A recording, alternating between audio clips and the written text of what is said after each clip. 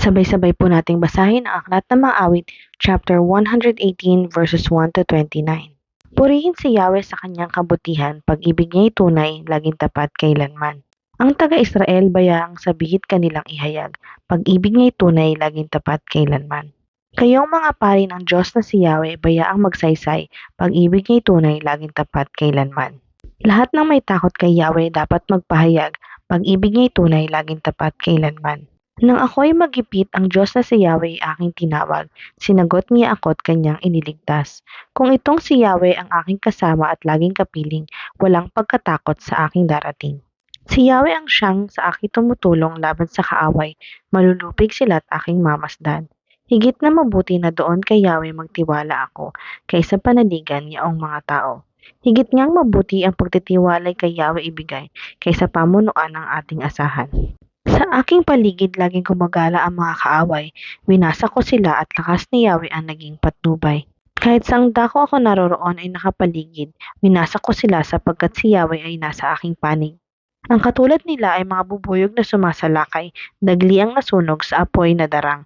Winasa ko sila sapagkat si Yahweh ang aking sanggalang. Sinalakay ako at halos magtagumpay ang mga kaaway, subalit si Yahweh ako'y tinutulungan. Si Yahweh ang lakas ko't kapangyarihan, siya ang sa akin nagdulot ng kaligtasan. Dinggin ang masayang sigawan sa tolda ng mga hinirang. Si Yahweh siyang lakas na patnubay. Ang lakas ni Yahweh ay siyang nagdulot ng ating tagumpay sa pakikibaka sa ating kaaway.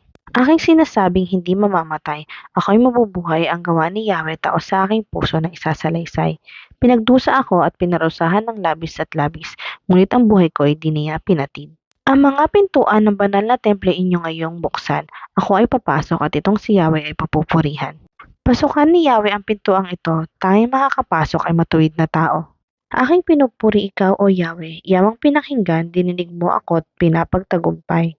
Ang batong itinakwil ng mga tagapagtayo ng bahay, ang siyang naging batong panulukan. Ginawa ito ni Yahweh at ito'y kahangahangang pagmasdan. O kahanga-hanga ang araw na itong si Yahweh ang nagbigay, tayo ay magalak, ating ipagdiwang. Kami ay iligtas, tubusin mo, Yahweh, kami ay iligtas, at pagtagumpayin sa layunit hangad.